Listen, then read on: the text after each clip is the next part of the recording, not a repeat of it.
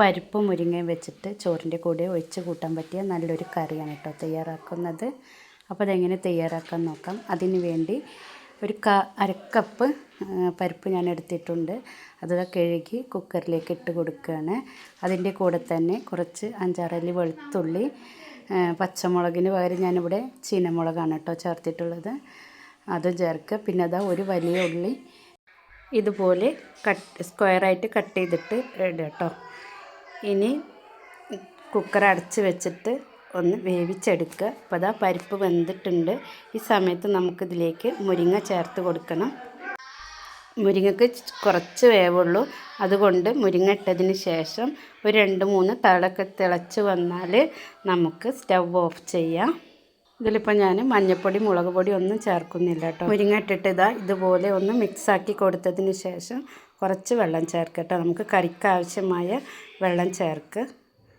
ആവശ്യത്തിനുള്ള ഉപ്പും ഇട്ട് കൊടുക്കുക. എന്നിട്ടിത് തിളപ്പിച്ചെടുക്കുക. അപ്പോൾ നമ്മളെ മുരിങ്ങയൊക്കെ വെന്ത് വന്നിട്ടുണ്ട്. ഈ സമയത്ത് നമുക്ക് ഇത് തൂമിച്ചെടുക്കണം. ഇതിന് വേണ്ടിയിട്ട് കുറച്ച് വെളിച്ചെണ്ണ ഒഴിച്ച് കൊടുക്കുക. കുറച്ചധികം ചെറിയ ഉള്ളി അങ്ങനെ നീളത്തിൽ അരിഞ്ഞതാണ് കേട്ടോ, അങ്ങനെ ചേർത്ത് കൊടുക്കുക. കുറച്ച് ഉണക്കൽ മുളകും 2-3 ഉണക്കൽ മുളകും കൂടി ചേർത്ത് കൊടുക്കുക കേട്ടോ. എന്നിട്ട് തൂമിച്ചിട്ട് നമുക്ക് കറിയിലേക്ക് ഒഴിച്ച് കൊടുക്കാം. മുരിങ്ങയൊക്കെ ഇപ്പോൾ നല്ല വെന്ത് വന്നിട്ടുണ്ട്.